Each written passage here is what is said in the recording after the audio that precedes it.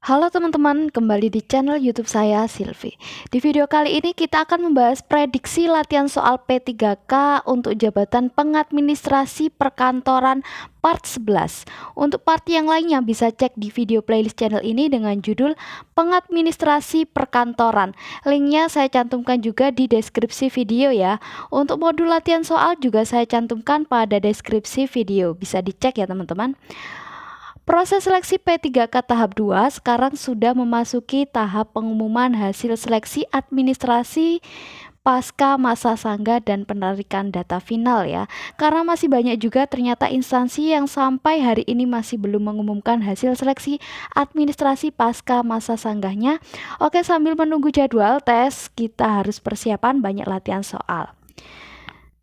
Oke, kita flashback sebentar ya teman-teman. Jadi apa saja sih yang harus dipelajari untuk seleksi P3K di tahap 2 ini karena banyak teman-teman yang baru ini ya dan belum menyimak konten-konten saya sebelumnya sepertinya. Oke, kita flashback sebentar. Jadi sesuai dengan Kemenpan RB yang terbaru, kisi-kisi yang harus dipelajari untuk tes seleksi P3K tahap 2 untuk jabatan pengadministrasi perkantoran itu ada di nomor 120 ya. Ada 6 yang harus dipelajari untuk yang memilih formasi jabatan pengadministrasi perkantoran. Yang pertama, memproses dokumen sesuai dengan prosedur untuk tertib administrasi. Yang kedua, memilah dokumen sesuai dengan jenisnya. Yang ketiga, mengelompokkan dokumen sesuai dengan jenisnya. Yang keempat, mendistribusikan dokumen sesuai dengan jenisnya. Yang kelima, menyimpan dan memelihara dokumen sesuai dengan prosedur. Dan yang keenam, layani peminjaman dokumen sesuai dengan ketentuan. Jadi yang harus kita pelajari buat teman-teman yang memilih formasi jabatan pengadministrasi perkantoran ada 6 poin penting atau materi pokok yang harus dipelajari dan harus dikuasai ya teman-teman. Oke, kita ke soal yang pertama.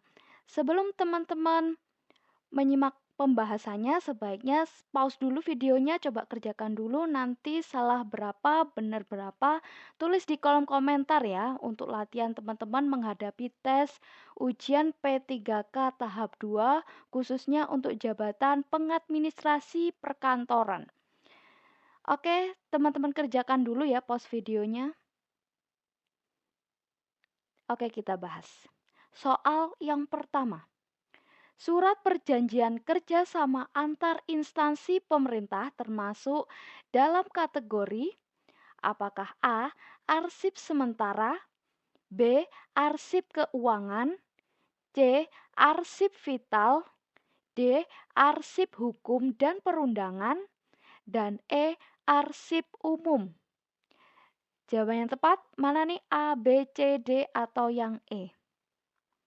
Jawaban yang tepat adalah yang D ya teman-teman, arsip hukum dan perundangan. Jadi, surat perjanjian kerjasama bersifat mengikat secara hukum, sehingga dikategorikan sebagai arsip hukum dan perundangan yang harus dikelola sesuai dengan regulasi yang berlaku. Bisa dipahami ya? Untuk jawaban yang benar soal nomor 1 ini adalah yang D. Oke, kita lanjut ke soal berikutnya, soal nomor 2. Coba teman-teman pause dulu videonya, coba kerjakan dulu. Mengenai pengarsipan surat, di soal-soal sebelumnya juga sudah saya bahas ya. Biar teman-teman lebih hafal aja. Oke, kita bahas. Proses pemindahan arsip dari arsip dinamis menjadi arsip statis adalah A. Digitalisasi, B. Retensi, C. Penyusutan arsip, D. Alih media arsip, dan E. Penghapusan arsip. Mana nih jawabannya tepat untuk soal nomor 2? A, B, C, D, atau yang E? Oke, jawabannya tepat adalah yang C ya, penyusutan arsip. Jadi, pemindahan arsip dari arsip dinamis menjadi arsip statis itu adalah penyusutan arsip. Karena proses pemindahan arsip dari status dinamis menjadi statis setelah tidak lagi digunakan dalam kegiatan administrasi itu disebut penyusutan arsip. Oke, lanjut ke soal nomor 3. Jika sebuah dokumen memiliki masa simpan lebih dari 10 tahun sebelum dapat dimusnahkan, dokumen tersebut termasuk dalam kategori apa ini? Apakah A. Arsip sementara, B. Arsip vital, C. Arsip statis, D. Arsip inaktif, dan E. Arsip keuangan. Mana nih jawabannya tepat? A, B, C, D, atau yang E? Oke, jawaban yang tepat adalah yang D ya teman-teman, arsip inaktif. Arsip inaktif masih memiliki nilai guna, tetapi tidak digunakan secara aktif, sehingga harus disimpan dalam waktu lama sebelum pemusnahan atau pemindahan ke arsip statis. Bisa dipahami ya teman-teman? Oke, lanjut ke soal berikutnya, soal nomor 4. Teman-teman pause dulu videonya, coba kerjakan dulu. Oke, kita bahas ya. Apa tujuan dari digitalisasi arsip? A. Mengurangi jumlah pegawai pada bagian arsip. B. Mempermudah akses dan pencarian dokumen. C. Menghapus arsip fisik secara otomatis. D. Menghilangkan kewajiban pengarsipan manual. E. Menyimpan semua dokumen tanpa sistem klasifikasi. Mana nih jawabannya tepat? Tujuan dari digitalisasi arsip. A, B, C, D, atau yang E? Oke, jawaban yang tepat adalah yang B ya. Mempermudah akses dan pencarian dokumen. Jadi, digitalisasi arsip itu bertujuan untuk mempermudah akses dan pencarian dokumen secara elektronik. Oke, lanjut ke soal berikutnya, soal nomor 5. Oke, kita bahas ya. Dalam pengelolaan surat dinas, pejabat yang memiliki kewenangan untuk menandatangani surat resmi di instansi pemerintah adalah A. Semua pegawai yang terlibat dalam penyusunan surat. B. Pegawai yang ditunjuk secara informal oleh pimpinan. C. Pejabat yang berwenang sesuai dengan struktur organisasi dan peraturan yang berlaku. D. Operator administrasi yang mengetik surat tersebut. Dan E. Sekretaris yang menerima perintah dari atasan. Mana nih jawabannya tepat? A, B, C, D, atau yang E? Oke, jawaban yang tepat untuk soal nomor 5 adalah yang E ya teman-teman. Pejabat yang berwenang sesuai dengan struktur organisasi dan peraturan yang berlaku. Misalnya, kepala instansi, sekretaris, atau pejabat lain yang ditunjuk. PLT bisa, PLH juga bisa. Soal nomor 5 bisa dipahami ya teman-teman? Oke, lanjut ke soal berikutnya, soal nomor 6. Teman-teman pause dulu videonya, coba kerjakan dulu.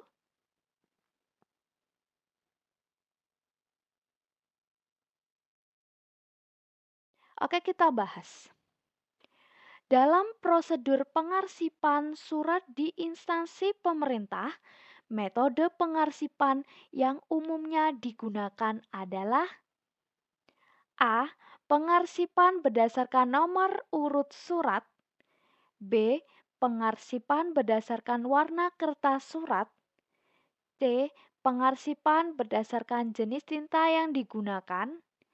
D. Pengarsipan secara acak sesuai dengan ruang yang tersedia. Dan E. Pengarsipan dalam satu folder tanpa klasifikasi. Mana nih jawabannya tepat? A, B, C, D, atau yang E? Jawabannya tepat adalah yang A. Pengarsipan berdasarkan nomor urut surat.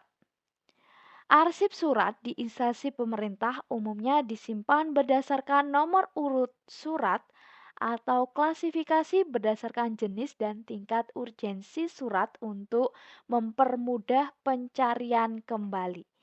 Jadi jawaban yang tepat untuk soal nomor 6 adalah yang A. Bisa diterima ya teman-teman, bisa dipahami? Oke, kita lanjut ke soal berikutnya, soal nomor 7. Format nomor surat dinas pada instansi pemerintah umumnya mengacu pada A. Nomor urut, kode klasifikasi dan tahun pembuatan surat. B. Nama pejabat yang menandatangani surat. C. Nomor urut pegawai yang membuat surat. D. Jenis tinta yang digunakan dalam surat. Dan E. Panjang isi surat. Mana nih jawaban yang tepat untuk soal nomor 7? A, B, C, D, atau yang E? Oke, jawaban yang tepat adalah yang A ya teman-teman, nomor urut, kemudian kode klasifikasi, dan tahun pembuatan surat. Jadi, nomor surat dinas biasanya terdiri dari nomor urut, kemudian kode klasifikasi, dan tahun pembuatan surat. Misalnya nih, 001 garing UND garing 2025 yang berarti surat nomor 001 dengan kode undangan yang dibuat tahun 2025. Tapi ini tergantung jenisnya ya teman-teman, karena untuk kode persuratan yang terbaru di tata pemerintahan itu banyak sekali tergantung jenis suratnya. Misalnya nih kode kepegawaian itu ada di kode 800. Kemudian kalau untuk usul pensiun, usul kenaikan pangkat itu ada kodenya sendiri. Misalnya 800.01.02, kemudian apa itu ada rangkaiannya sendiri ya. Tapi kode surat pada umumnya itu surat dinas seperti ini ya, secara umum, bukan secara detail. Kalau secara detail nanti bisa dipelajari teman-teman melalui aplikasi Srikandi. Oke, kita lanjut ke soal berikutnya. Soal nomor 8. Metode penyimpanan dokumen berdasarkan nomor urut disebut A. Sistem subjek, B. Sistem wilayah, C. Sistem kronologis, D. Sistem numerik, dan E. Sistem abjad. Mana nih jawabannya tepat? A, B, C, D, atau yang E? Oke, jawabannya tepat adalah yang D ya teman-teman, sistem numerik. Sistem numerik menyusun dokumen berdasarkan nomor urut agar lebih sistematis dan mudah ditemukan kembali. Jadi metode penyimpanan dokumen berdasarkan nomor urut itu sistem numerik. Bisa dipahami ya teman-teman? Oke, kita lanjut ke soal berikutnya, soal nomor 9. Bagaimana cara terbaik dalam pemeliharaan dokumen elektronik agar tetap aman? Apakah A. Menggunakan server yang terenkripsi dan memiliki sistem cadangan atau backup? B. Menyimpan semua dokumen dalam satu folder tanpa sistem keamanan? C. Mengandalkan email pribadi untuk menyimpan dokumen penting? D. Mencetak dokumen digital dan menyimpannya secara fisik? Dan E. Menyimpan dokumen tanpa pengaturan hak akses pengguna. Kira-kira mana nih jawabannya tepat? A, B, C, D, atau yang E? Jawabannya tepat adalah yang A ya teman-teman. Menggunakan server yang terenkripsi dan memiliki sistem cadangan atau backup. Hal ini dilakukan untuk mencegah kehilangan data dan kebocoran informasi, karena beberapa kali sudah terjadi ya, website-website pemerintahan itu mudah sekali untuk dibobol. Jadi, untuk sistem keamanan sendiri sekarang baik di pemerintahan maupun di swasta menggunakan server yang terenkripsi dan memiliki sistem cadangan atau backup yang cukup memadai. Oke, jadi jawaban yang tepat untuk soal nomor 9 adalah A. Lanjut ke soal nomor 10. Teman-teman pause dulu videonya, coba kerjakan dulu. Oke, kita bahas ya. Jika sebuah dokumen mencapai akhir masa retensinya, tindakan yang harus dilakukan adalah A. Langsung memusnahkan dokumen tanpa prosedur. B. Melakukan penilaian apakah dokumen layak diarsipkan permanen atau dimusnahkan. C. Mengabaikan dokumen dan membiarkannya tetap di tempat penyimpanan. D. Mengunggah dokumen ke media sosial sebagai arsip digital. Dan E. Menyerahkan dokumen kepada pegawai tanpa otorisasi. Mana nih jawabannya tepat untuk soal nomor 10? A, B, C, D, atau yang E? Oke, jadi jawabannya tepat untuk soal nomor 10 adalah yang B. Dokumen yang mencapai akhir masa retensinya harus dievaluasi apakah akan dimusnahkan atau dialihkan menjadi arsip statis sesuai aturan kearsipan. Jadi, jawaban yang tepat adalah yang B, melakukan penilaian terlebih dahulu apakah dokumen layak diarsipkan permanen atau dimusnahkan. Oke, lanjut ke soal berikutnya, soal nomor 11. Untuk menjaga keawetan dokumen fisik, metode yang tepat adalah A. Menyimpan di ruangan dengan suhu dan kelembapan terkendali. B. Melipat dokumen agar lebih hemat ruang penyimpanan. C. Menyimpan dokumen di ruang terbuka agar mudah diakses. D. Membiarkan dokumen terkena sinar matahari langsung. Dan E. Menumpuk dokumen tanpa sistem penyimpanan khusus. Mana nih jawaban yang tepat untuk soal nomor 11? A, B, C, D, atau yang E? Jawaban yang tepat adalah yang A. Menyimpan di ruangan dengan suhu dan kelembapan terkendali. Hal ini dilakukan agar tidak mudah rusak akibat jamur ya, kemudian kelembapan atau suhu yang ekstrim. Jadi jawaban yang tepat untuk soal nomor 11 adalah yang A. Bisa dipahami ya. Lanjut soal berikutnya, soal nomor 12. Teman-teman pause dulu videonya, coba kerjakan dulu.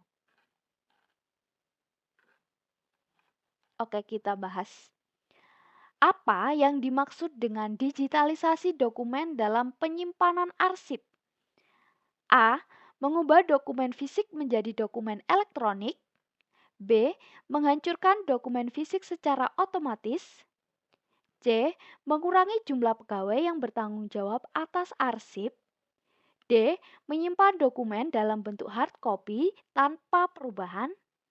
E. Menyimpan dokumen tanpa sistem pengarsipan. Mana nih kira-kira jawaban yang tepat? A, B, C, D, atau yang E? Jawaban yang tepat adalah yang A ya. Mengubah dokumen fisik menjadi dokumen elektronik. Jadi, digitalisasi dokumen itu artinya mengubah dokumen fisik menjadi format digital agar lebih mudah diakses, dicari, dan disimpan dengan aman. Jawaban yang tepat untuk soal nomor 12 adalah yang A. Bisa dipahami ya? Oke, lanjut soal berikutnya, soal nomor 13. Berapa lama biasanya batas waktu peminjaman dokumen di instansi pemerintah? A. Sesuai dengan kebutuhan peminjam tanpa ada batasan. B. Ditentukan oleh kebijakan arsip yang berlaku di instansi. C. Maksimal 1 tahun tanpa pembaruan izin. D. Sampai dokumen tersebut tidak lagi dibutuhkan. E. Selama pegawai masih bekerja di instansi tersebut. Mana nih jawaban yang tepat untuk soal nomor 13? A, B, C, D, atau yang E? Jawaban yang tepat adalah yang B ya teman-teman, ditentukan oleh kebijakan arsip yang berlaku di instansi. Jadi, batas waktu peminjaman dokumen ditentukan oleh kebijakan arsip masing-masing instansi. Biasanya beberapa hari atau beberapa minggu tergantung pentingnya dokumen tersebut. Bisa dipahami ya teman-teman? Jawaban yang tepat untuk soal nomor 13 adalah yang B. Oke, lanjut ke soal berikutnya, soal nomor 14. Jika batas waktu peminjaman sudah habis, tetapi dokumen masih dibutuhkan, apa yang harus dilakukan oleh peminjam? A. Langsung memperpanjang pinjaman tanpa izin resmi. B. Mengembalikan dokumen terlebih dahulu lalu mengajukan peminjaman ulang. C. Menyimpan dokumen lebih lama tanpa melaporkan ke petugas arsip. D. Menggandakan dokumen untuk menghindari pengembalian. Dan E. Menunggu sampai diminta kembali oleh petugas arsip. Mana jawabannya tepat? A, B, C, D, atau yang E? Jawabannya tepat adalah yang B ya teman-teman. Mengembalikan dokumen terlebih dahulu lalu mengajukan peminjaman ulang. Jika masih membutuhkan dokumen, peminjam harus mengembalikan terlebih dahulu, kemudian mengajukan permohonan ulang sesuai dengan prosedur instansi. Oke, lanjut ke soal nomor 15. Apa tujuan utama penggunaan kartu kendali inventaris aset di instansi pemerintah? A. Menghitung nilai penyusutan aset secara otomatis. B. Mencatat mutasi, perolehan, dan penghapusan aset secara sistematis. C. Mengatur jadwal pemeliharaan aset tetap. D. Menentukan anggaran pembelian aset baru. Dan E. Memastikan aset selalu dalam kondisi siap pakai. Mana nih jawaban yang tepat? Untuk soal nomor 15.